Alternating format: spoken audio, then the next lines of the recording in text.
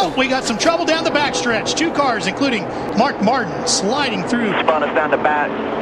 The inside of the track in our first caution of the night now. You all right, Mark? For the car.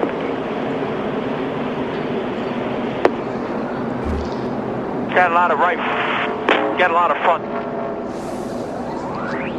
A lot of front damage is what he was trying to say here. Let's try to get a look. You see the 17 car up there, and I think Mark was just trying to slide up there in front of Matt, and that was just a close call, and an inch would have done it. Yeah, and you know, Montoya.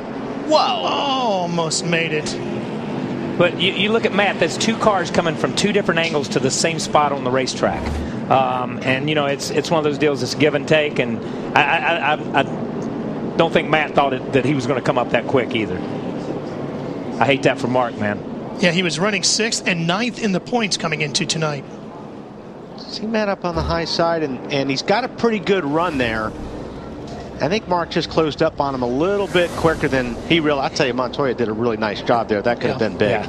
And you know, he got down through the grass, and we'll have to see what it did to his splitter. This is going to give you a really good idea of what it really looked like. Are you running up high? All of a sudden, you've got a pretty good run, and you've got a lot of room in between Mark and the wall. And it just closes up. And you hear Matt got out of the throttle. He did. So he did try to cut Mark some slack, but it just wasn't enough. And one thing that happens when you're in Mark's position, I'm going to say this, and you know this, Wally, when you're on that inside and you got that wheel cut and you start up the racetrack, sometimes the car will begin to take off, and if you let off that gas, the car takes off twice as bad. You're right. It just takes off twice as bad. It loses the nose and it flies the nose. And I think Matt let off, Mark probably let off a little bit. But if you notice that white line in that replay, there's not a car length above that white line. Matt was as high as he could go. Mark came up, and they just were fighting for the same place on the racetrack. And that's one of the weird things. It's so much different here at Daytona than Talladega. Exactly what Kyle said. It's almost like you've got to keep the thing matted to keep the downforce on the front of the car. If you get off the throttle, you lose a little bit of that downforce on the front. And especially in turn 2, these cars will take off on you.